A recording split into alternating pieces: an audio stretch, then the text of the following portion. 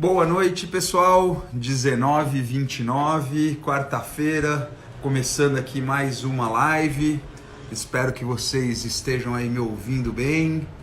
Como é que tá? Boa noite, oi, Hoover. Como é que estamos aí, pessoal? Live de hoje a gente vai falar por trás das lentes. A gente vai falar da série da Netflix, Night on Earth. E vamos falar de documentários e de natureza em geral. Então, boa noite a todos. Poxa, que bacana que está o pessoal entrando aí. Muito bem-vindos todos aí que estão me ouvindo.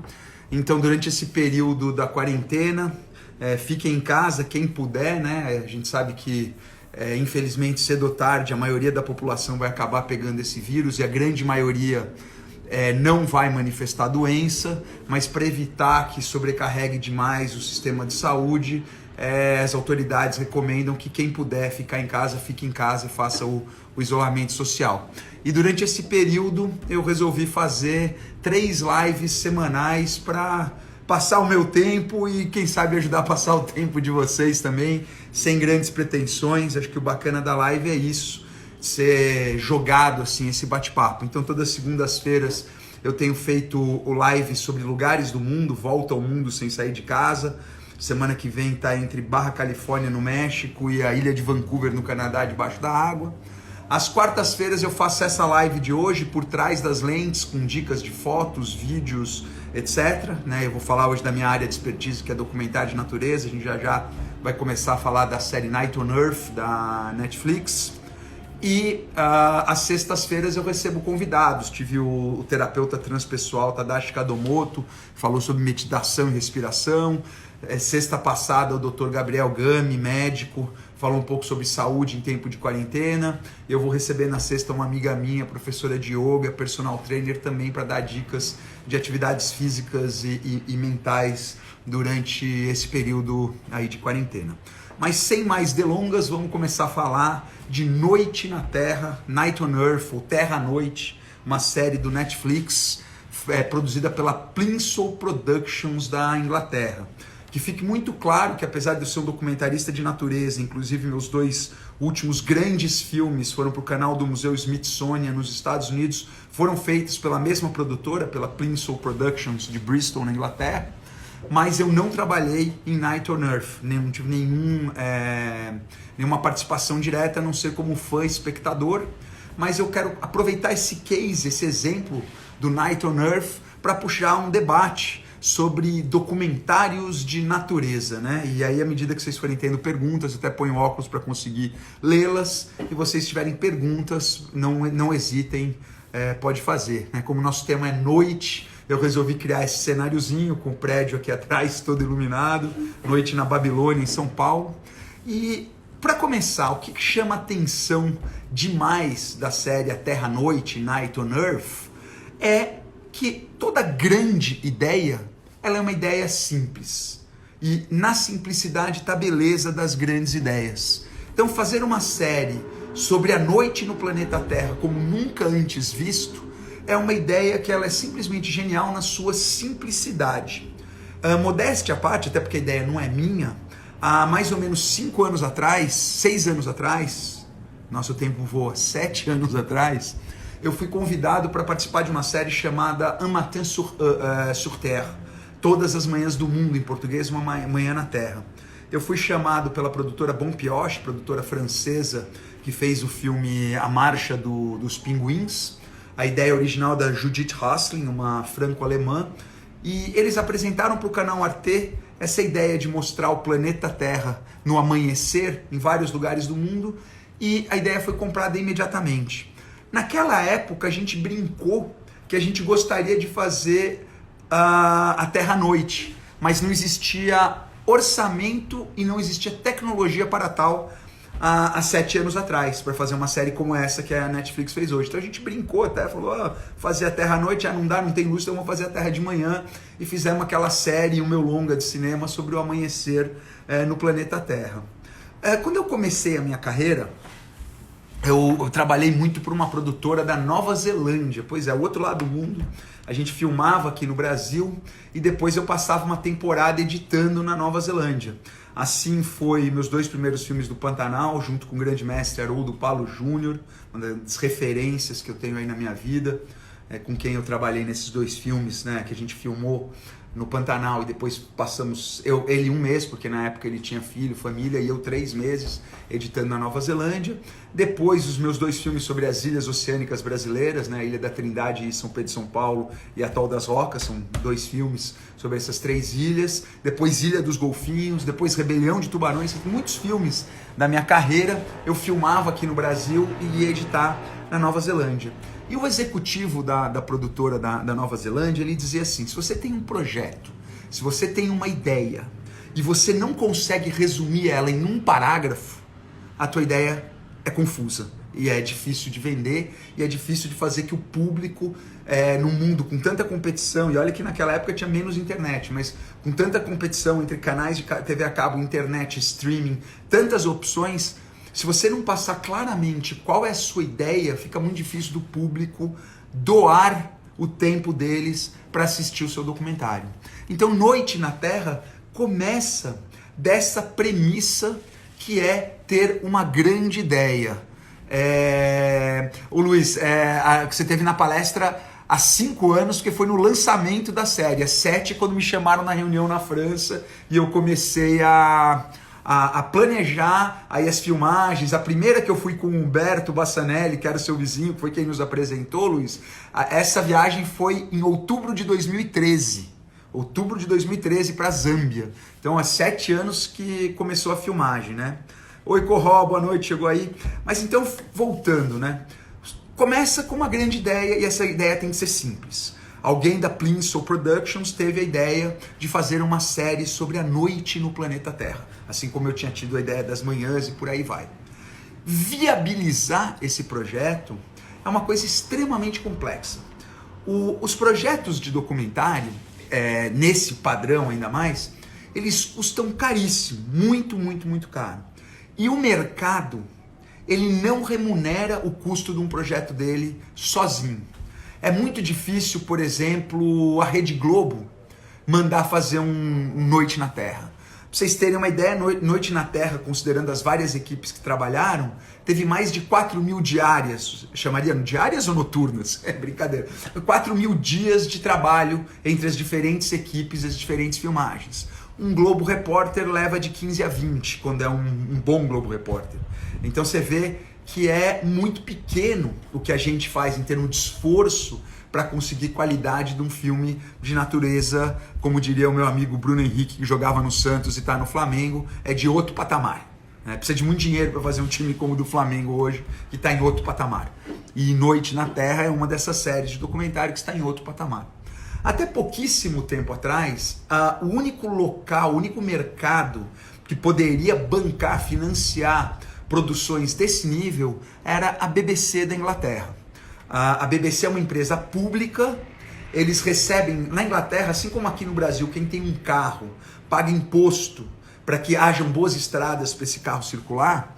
Na Inglaterra tem uma lei curiosíssima que cada proprietário de um aparelho de TV paga um imposto que garanta que possa haver programação de qualidade educativa dentro desse aparelho de TV. É um sistema, não são comunistas, é Inglaterra, um dos berços do capitalismo, bolsa e tal, e eles têm mecanismos de financiamento de produções que o mercado não consegue contemplar e filmar.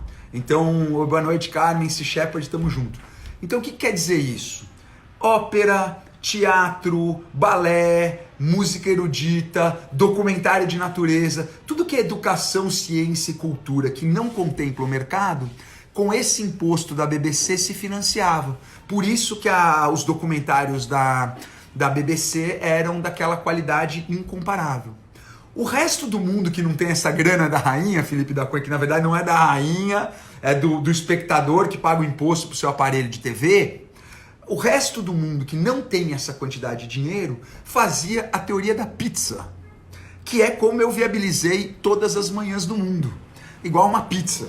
É engraçado, né? Mas chama a teoria da pizza porque você pega o projeto e fatia o orçamento dele por mercados. Então a Arte da França e da Alemanha pagava uma porcentagem maior, se não me engano 33 a 40% do orçamento da série Todas as Manhãs do Mundo. A National Geographic entrou com os direitos de América Latina, pagando uma fatia, se não me engano, de 20% do orçamento. Uma empresa canadense entrou com uma fatia do orçamento, mas eles entraram depois no processo, então eles trabalharam mais na parte de pós-produção, e também de um cinegrafista subaquático, Neil McDaniel, que mergulhou comigo nas águas geladas do Canadá. Então a produtora canadense entrou com mais uma porcentagem, e aí você vai juntando essas porcentagens para fazer o projeto. Assim funcionava o mercado até muito recentemente. Hoje, além da Inglaterra e além da pizza, né, que é o resto do mundo que participa, você tem um novo player no mercado, que são os serviços de streaming. Por exemplo, a Fox Hulu, que agora foi comprada pela Disney, que também é dona da National Geographic, uma confusão toda, fez Planeta Hostil, que no Brasil você vê no aplicativo para quem for assinante da Fox Premium. Fox+, não confunda tanto serviço. A Amazon tem alguns documentários de natureza e Netflix, como a mãe, a maior das empresas, a que hoje tem o maior orçamento, eles têm condição de bancar sozinhas grandes produções como A Terra à Noite, ou Noite na Terra, ou Night on Earth.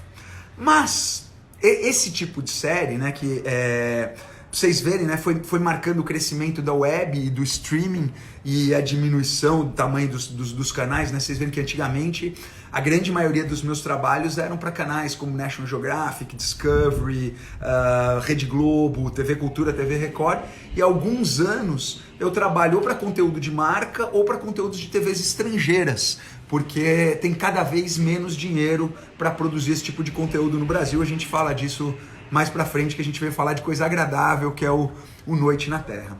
Então, Noite na Terra, quando você faz uma produção desse porte, como eu disse, para fazer em 5 episódios, ou 6, agora me deu a dúvida, acho que são 5, consumiram mais de 4.000 diárias de filmagem em todos os continentes, conseguiram cenas nunca antes gravadas, com uma tecnologia nunca antes utilizada. Esse tipo de série é chamado no mercado de documentarista ou de documentários uma Landmark Series. É um marco na produção e na história de um projeto como esse. Então, Our Planet também, como o Henrique está falando, que também é da Netflix. Hostile Planet, da National Geographic, que é Disney, que é Fox, que agora é Disney, que é Hulu, mas no Brasil é Fox Premium. A Amazon está fazendo começando a pensar em algumas coisas com natureza. Finalizou Sharkwater, que foi infelizmente, protagonista, que era um mergulhador ambientalista, que é muito promovedor da preservação de tubarões, acabou falecendo durante as filmagens, mas a Amazon, junto com a família e os amigos e a equipe, concluíram o projeto. Então hoje o streaming, ele faz esse tipo de produto, por quê? Porque o povo assiste. Alguém mencionou aqui o Our Planet, o Henrique Mourão, que também é documentarista e também muitas vezes de natureza e tal, mencionou que também é uma série que também foi um landmark, que também passou no Netflix.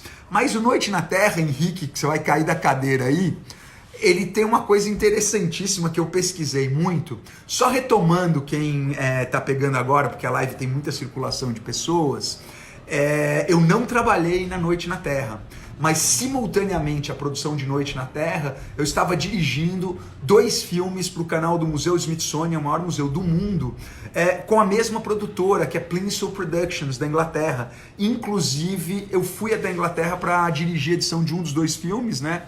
Eu junto com o Steve Cole, nós estávamos co-dirigindo os 2, eu filmei para os 2, ele escreveu o texto dos 2 e eu dirigi a edição de um e ele de outro. Pois bem, na mesma época, a mesma produtora, enquanto a gente estava fazendo esses filmes do Pantanal para o Smithsonian, eles estavam produzindo Night on Earth para o Netflix, então eu tive muito contato com o pessoal. E o que possibilitou essa revolução de fazer uma série como Noite na Terra foi a tecnologia, porque eles usaram 3 tecnologias que juntas puderam retratar o planeta Terra como visto nessa série Terra à Noite. Primeira tecnologia são as câmeras térmicas, usadas muito pelos exércitos, que dão imagens mais ou menos como essa aqui, né? Isso aqui é um exemplo, né? de um gatinho doméstico, mas é esse tipo de imagem com coloração diferente que em algumas sequências do filme da Netflix usa, que é uma câmera usada para fins militares, que ela só vê o calor do animal. Então você não tem uma definição tão grande, mas você vê o perfil do animal como a gente vê nessa imagem. Então essa é uma das tecnologias. A outra tecnologia que não é possível de se mostrar em um olho nu, é uma tecnologia que eu já utilizei, inclusive no mesmo projeto sobre o Pantanal, é a tecnologia de raios ultravioleta. Luz ultravioleta. Você usa essa luz que não é perceptível pelo olho nu, mas você usa câmeras com sensor especial que, com essa luz invisível ao nosso olho, que não incomoda um animal, você usa uma câmera que põe um sensor para essa luz, eu já usei, e aí você filma o animal à noite, mas você tem aquele aspecto de câmera de segurança, branco e preto, aquele tom meio esverdeado, você não vê todas as cores, mas você vê as sequências. Mas a grande revolução do equipamento de noite na Terra é um brinquedinho recém-desenvolvido, que são as câmeras X27 da SPI. Essas câmeras são desconhecidas. Aqui você vê uma imagem, depois você pode pesquisar melhor elas, né, esses sensores. SPI X27. Pessoal, vocês sabem o que é ISO?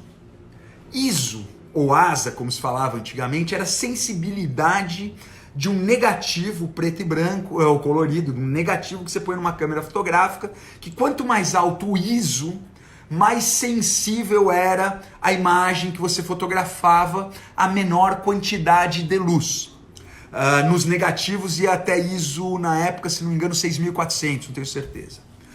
Digitalmente, as câmeras reproduzem isso que nós chamamos de ISO, ou em algumas câmeras mais de cinema, é chamado de gain, de ganho. Mas vamos para o ISO para tentar simplificar o conceito para o pessoal que tem as câmeras. Fala aí, Rainer, pessoal que tem aí uma câmera comum. Se você olhar uma câmera profissional da Canon, uma 5D, por exemplo, você vai ver o ISO dela, ela vai até 12 mil e pouco. Agora os modelos mais novos acho que 25 mil. Mas qualquer foto que você faça acima de 8 mil já dá aquele grão. A Sony revolucionou o mercado quando ela lançou a câmera A7S, que são pequenas câmeras fotográficas mirrorless, que são usadas, apesar de serem pequenas e relativamente baratas, são câmeras usadas por profissionais. Inclusive eu mesmo uso muito para situação de pouca luz. Essa câmera, ela chega a 40 mil ISO. Já é quase 4 vezes, obrigado Vitor, já é 4 vezes maior a sensibilidade, né, do ISO de uma câmera como essa.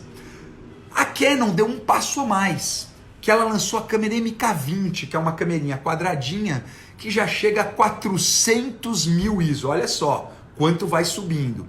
Essa câmera já tinha uma grande sensibilidade, e quando nós fizemos todas as manhãs do mundo, naquela época a MK20 só era HD, acho que até hoje só é HD, e a gente falava, nossa, quando sair ela 4K a gente precisa fazer uma série sobre a noite na Terra. Mas a Plinsoll Productions foi mais rápida e descobriu essa câmera X27 da SPI, que tem ISO 5 milhões.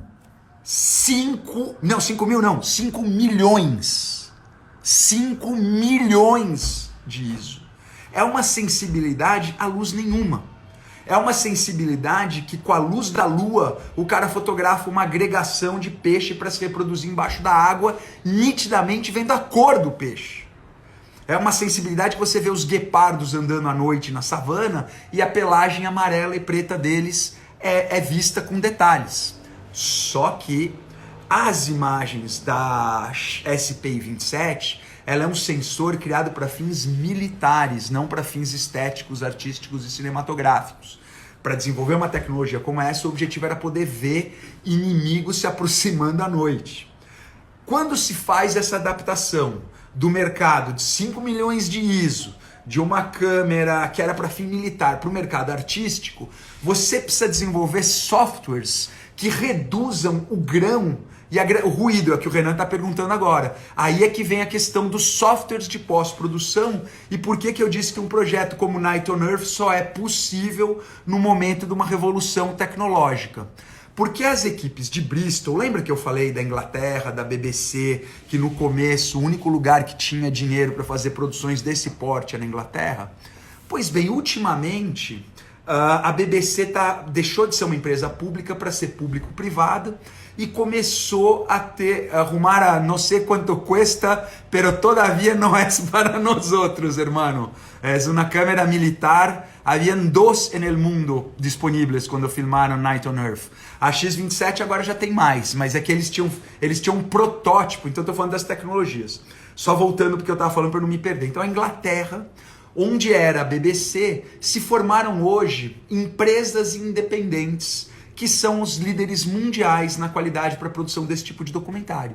Uma dessas empresas é a Plimsoll Productions. Tem várias, tem Silverback, Wild Space. Se vocês olharem os créditos de qualquer grande produção de natureza, seja no Nat Geo, na Discovery, na Netflix, no Amazon, na Fox, você vai cair nas mesmas empresas normalmente essas empresas de Bristol da Inglaterra. Ali eles conseguiram, junto com a STPI, desenvolver um protótipo dessa câmera de HD de fins militares para 4K. Então eles passaram até essa tecnologia e desenvolveram os softwares para tirar o grão da imagem. Isso foi desenvolvido junto. Junto com esse pacote tecnológico, a empresa que desenvolveu essa câmera específica para documentário e outros fins, a Tasub, você entrou agora, eu estava explicando que essa tecnologia ela foi desenvolvida para fins militares. Era uma câmera, porque devido ao alto custo, é uma câmera que atinge o ISO 5 milhões. Imagina o grau de sensibilidade. Então essa câmera ela foi desenvolvida para fins militares e aí adaptada junto com esse pessoal de documentário de Bristol para o formato 4K e com os filtros de pós-produção para tirar o grão. Se você assistir... o Corrado tá falando isso, ela vai até 5 milhões, deve começar a granular só depois de 1 milhão. Cara, assistam... A série todo mundo deve ter assistido, ou se não assistiu, por favor assistam, a série é fantástica, são 5 episódios incríveis, já eu vou falar um pouco deles, mas uma dica que passa desapercebida por grande parte do público é que no Netflix tem um making of, e o making of é melhor que qualquer episódio, os episódios são incríveis, mas o making of dessa produção, que está no Netflix também, é impagável, porque você vê os perrengues que a equipe passa à noite, você vê as tecnologias usadas. Então, por exemplo, eu estava falando que são 3 tecnologias diferentes, as câmeras térmicas, as câmeras com luz de ultravioleta e as câmeras com essa sensibilidade de 5 milhões de ISO. Então, o Leonardo falando que está comemorando os 204 mil ISO da Sony. Pois é, cara, eram 40 mil na minha 7S, que é das primeiras. Você vê como já subiu esse ISO. Mas 5 milhões é um pouquinho mais. Vocês podem ver na sequência da África, onde você vê os guepardos à noite. Night on Earth, Michael, é isso que a gente está falando. O nome do making of para estar na Netflix para procurar, cara, você põe Terra à Noite, ele já aparece. E depois eu ponho... A Meg Fotos, grão denuncia a idade porque se fala ruído. Eu sei, Meg, eu comecei a filmar, a fotografar em negativo, já filmei em negativo também. Nome da série, Terra à Noite, ou Night on Earth, no Netflix, não percam.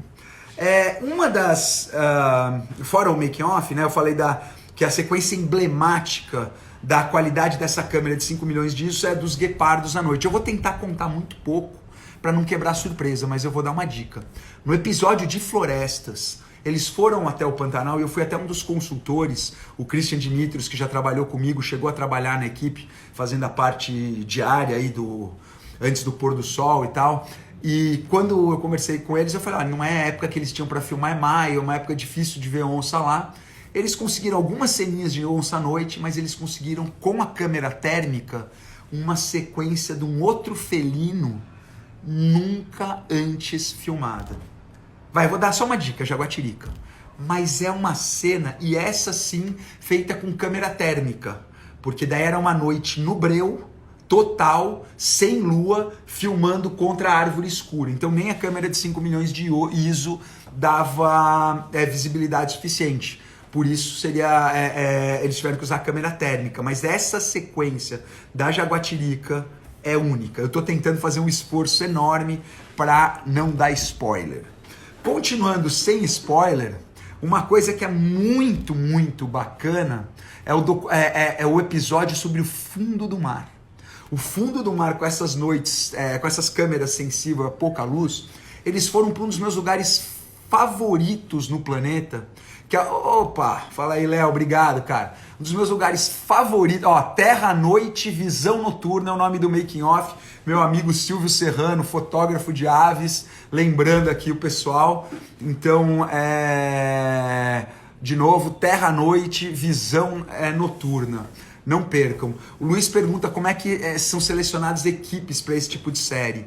Olha, brasileiros que têm o privilégio de serem chamados para participar dessas equipes, que eu saiba, sem contar a Camila, que é diretora e mora lá, né, então ela é meio brasileira, meio inglesa, tem eu, Christian Dimitri, João Paulo Krajewski, o Evandro Fontana em alguns, o Haroldo Paulo já faleceu, mas eram 4, 5 cinegrafistas brasileiros que costumam trabalhar num mercado como esse. Normalmente é feito por convite e normalmente se constrói um portfólio até chegar no ponto de empresas como essas poderem te chamar para um documentário. Mas eu estava falando, uma das sequências à noite que é fabulosa é a que foi rodada no Estreito de Lembé, na Indonésia. É um lugar onde o fundo do mar é muito lodoso e tem um monte de criaturas exóticas.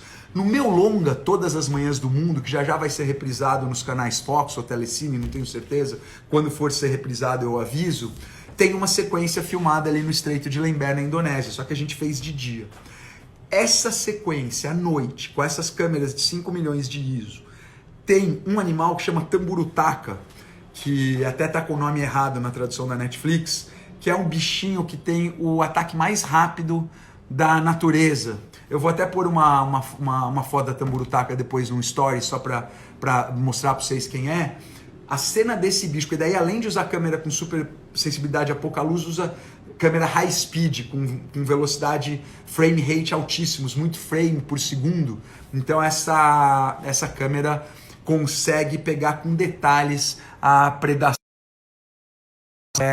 Chegou aqui umas perguntas, consegue dar uma ideia de preço da X27? Paula, não consigo, é coisa ainda que não é pro nosso bico. Essa 4K, por enquanto, é protótipo. A HD está disponível no mercado, mas eu não sei o preço. Tentei pesquisar para fazer a live e não achei em lugar nenhum. Só se on demand. Quando não põe o preço, você tem que consultar o preço, é tipo quando você vai ver carro, Jaguar, essas coisas. Você já vê que não é pro nosso bico quando você tem que consultar o preço. O Jonas pergunta, na sua opinião, Launes, quais as principais dificuldades em registrar ou documentar os animais à noite? Jonas, justamente o que eu estava falando agora é a questão da tecnologia, né? Até poucos anos atrás a gente não tinha tecnologia disponível para isso. E a questão do orçamento, porque um documentário de natureza, vamos combinar que eu trabalho com as atrizes mais gatas do planeta. É mais que Gisele Bündchen, mais do que qualquer Angelina Jolie, que são as leoas, tigresas, onças. Só que as minhas atrizes gatas, elas são temperamentais, elas não aparecem na hora certa, nem no lugar certo, e fazem tudo diferente do que a gente combinou. Quer dizer, brincadeiras à parte, que eu quero dizer que os animais são imprevisíveis. Então, para você conseguir êxito na tarefa de filmá-los, você precisa de tempo. E, como diz o ditado, tempo é dinheiro. Ainda mais quando você está com esses equipamentos caríssimos, em lugares remotos, mantendo uma infraestrutura. Por exemplo, para fazer 2 filmes de 40 minutos para Princeton Productions na Inglaterra, para o Museu Smithsonian, eu não posso divulgar o valor por questão contratual, mas nós ficamos entre as diferentes equipes de cinegrafistas, tinha eu, Evandro, César e Mark, e o Mike Bueno também fazendo os time-lapses, somando as equipes, nós ficamos 26 semanas no Pantanal para fazer 2 filmes de 45 minutos. Por exemplo, Olimpíadas, a Globo transmite para o mundo inteiro, corte de câmera, vôlei, né, switcher, câmera lenta, jogada do vôlei, detalhe do suorzinho saindo do atleta. As novelas, eu não gosto de novela, mas dentro do gênero são exportadas para o mundo inteiro, são melhores. Então você vê que a nossa maior empresa de comunicação que domina grande parte do espectro da comunicação, e é uma exportadora, um player mundial, quando vai para documentário de natureza, ela passa a ser uma importadora. Filmes que eu fiz para essa produtora da Nova Zelândia em 99 eram comprados e passados no Globo Repórter como se fosse uma produção da própria Globo. Na hora de traduzir, eles falam, nossa equipe ficou... Ou seja, o Brasil não tem essa tradição de produzir material e documentários de natureza. Assim como eu estava começando, né, a live falando do Night on Earth da Netflix, dizendo que hoje com esses serviços de streaming, com Netflix, Amazon, Hulu e todos esses serviços lá fora, você criou um novo mercado, foi criado um novo mercado para produções, e dizendo que infelizmente por enquanto no Brasil, nós documentaristas de natureza somos uma espécie em extinção. Espero que em breve nosso mercado renasça. E é isso aí, pessoal. Um abraço a todos, muito obrigado aí por participarem da live. Na sexta-feira, um pouquinho mais tarde, às 19h59, eu vou receber uma amiga minha, professora de yoga, para dar dicas de respiração, de yoga e de bem-estar nesse momento onde muitos estão reclusos, onde a tensão está muito grande. E uma das formas de aliviar dessa tensão toda é sair dessa realidade pandemia e mergulhar nas maravilhas que estão na noite na Terra, recomendando essa série da Netflix, não ganho comissão, mas é isso aí, pessoal. Um abraço a todos e até a próxima live na sexta-feira. Valeu! Fui!